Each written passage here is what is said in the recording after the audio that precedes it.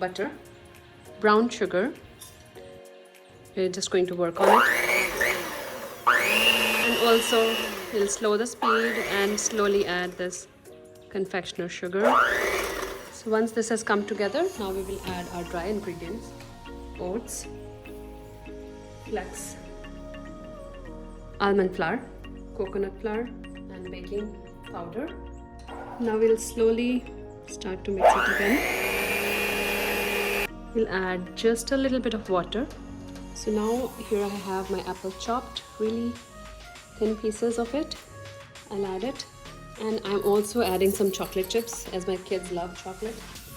Now you can put this mixture into the refrigerator for 30 minutes and then make the cookies. I have my oven preheated at 375 degrees Fahrenheit and bake it for about 12 minutes, 10 to 12 minutes. Make a ball out of it and place these balls onto my baking tray. So here we have our cookies lined up in the tray, and now they're going for baking. Bake it for 10 minutes. So here we are, the cookies are ready.